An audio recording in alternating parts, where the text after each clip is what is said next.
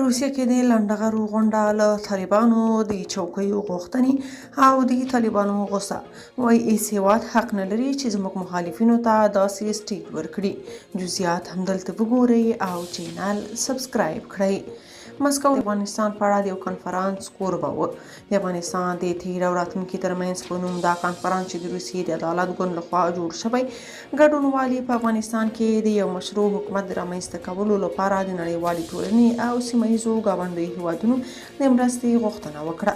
مقاومت جبهې مشر احمد مسعود وویل هڅې کړې دي چې د خبرو له لارې د افغانستان مسله حل کړي، خو نوموړي ادعا وکړه چې طالبان هر ځل مذاکرات رد کړي دي.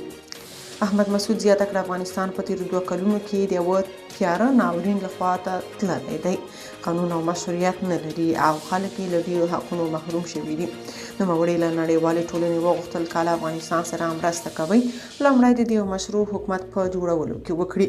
ښاغلي مسعود زیاته کړه لومړی کلي او حل لاره له افغانانو سره مرسته کول دي چې یو مشروع او منتخب حکومت جوړ کړي.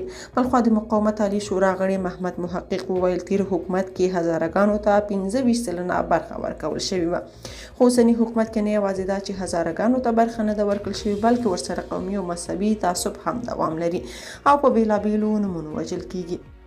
طالبانو د روسیې لخوا د دوی د مخالفینو ته په کنفرانس جوړولو خواشیني څرګنده کړې او وایي هغه هیوادونه چې ځان د اسلامي امارت دوستان ګڼي په کار ورته نه ده چې زموږ مخالفینو ته داسې سټیج ورکړي.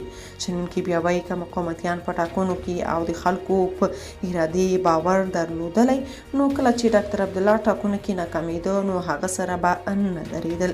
د شنونکو په باور چې دوی ته اوس هم د ملي ګټو پر ځای شخصي ګټې مهمې دي، ځکه خو تل د حکومتي چوکیو ترلاسه کولو هڅو کې دي او په دې اړه خبرې کوي.